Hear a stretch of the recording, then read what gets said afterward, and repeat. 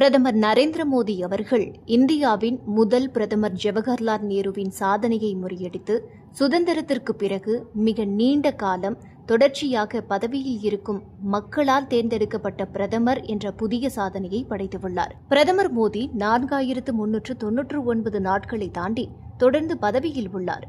நேரு 3 வெளிநாட்டு நாடாளுமன்றங்களில் உரையாற்றினார். 2 சர்வதேச விருதுகளை பெற்றார். மோடி இதுவரை 19 வெளிநாட்டு நாடாளுமன்றங்களில் உரையாற்றியுள்ளார். 30 சர்வதேச விருதுகளை பெற்றுள்ளார். நேரு காலத்தில் 3.5% முதல் 4% இருந்த வளர்ச்சி இன்று உலகளாவிய பொருளாதார மந்த நிலைக்கு மத்தியிலும் 6.5% முதல் 7% உயர்ந்துள்ளது. 1947இல் 2.7 லட்சம் கோடியாக இருந்த இந்தியாவின் ஜிடிபி 2026இல் 357 லட்சம் கோடியாக மதிப்பிடப்பட்டுள்ளது. தற்போது உலகின் 6வது பெரிய பொருளாதாரம் கடந்த ஆண்டு தற்காலிகமாக 4வது இடத்தை எட்டியது. 1947இல் ஆங்கிலேயர்கள் இந்தியாவை விட்டு வெளியேறிய போது நாடு மிகவும் ஏழ்மையில் இருந்தது. அப்போது தனியார் நிறுவனங்களிடம் பெரிய அளவில் முதலீடு செய்ய பணம் இல்லை. எனவே அன்றைய பிரதமர் நேரு சோசலிச பொருளாதார அதாவது சோசியலிஸ்ட் எக்கனாமிக் மாதிரியை கையில் எடுத்தார். அதாவது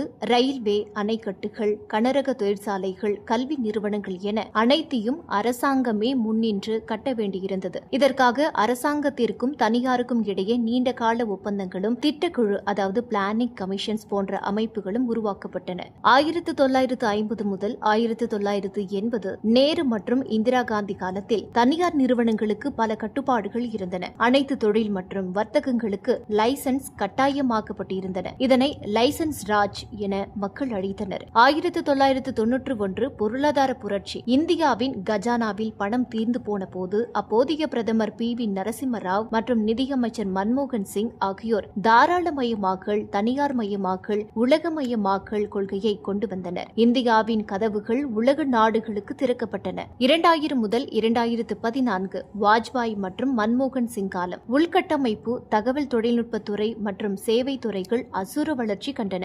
2014 முதல் 2026 மோடி காலம். UPI, டிஜிட்டல் பொருளாதாரம், PLI ஸ்கீம், உற்பத்திக்கான ஊக்கத்தொகை, எக்ஸ்பிரஸ் வே, வந்தே பாரத் ட்ரெயின்ஸ் போன்ற உள்கட்டமைப்பு வசதிகள் மற்றும் மேக் இன் இந்தியா போன்ற உலகளாவிய முதலீடுகளை ஈர்த்தல் என அனைத்து துறைகளும் அசுர வளர்ச்சி கண்டன. இதே போன்றதொரு பொருளாதார புரட்சி கடந்த காலங்களில் சீனாவில் மற்றும் தென்கொரியாவில் நடந்தது. அரசாங்கம் உள்கட்டமைப்பிலும் டிஜிட்டல் தொழில்நுட்பத்திலும் முதலீடு செய்யும் போது அந்த நாட்டின் பொருளாதாரம் பல மடங்கு உயர்ந்தன. உலக அளவில் இந்தியாவின் மதிப்பு உயரும் போது ஆப்பிள், ஃபாக்ஸ்கான் போன்ற வெளிநாட்டு நிறுவனங்கள் இந்தியாவில் தொழிற்சாலைகளை தொடங்குகின்றன. இதனால் வேலை வாய்ப்புகள் பெருகுகின்றன. சாமானிய மக்களின் பர்ச்சேசிங் பவர், வாங்கும் திறன் அதிகரிக்கிறது. தற்போது உலக பொருளாதாரத்தில் சைனா +1 கொள்கை ட்ரெண்டாக உள்ளது. உலக நாடுகள் அனைத்தும் தங்களது தயாரிப்புகளுக்கு சீனாவை மட்டுமே நம்பியிருக்காமல் மாற்று நாடாக இந்தியாவை தேர்ந்தெடுக்கின்றன. மேலும் இந்திய பங்குச்சந்தை அதாவது நிப்டி அண்ட் சென்செக்ஸ் தொடர்ந்து புதிய உச்சங்களை தொட்டு வருவதும் உலகிலேயே மிக அதிவேகமாக வளரும் பெரிய பொருளாதாரமாக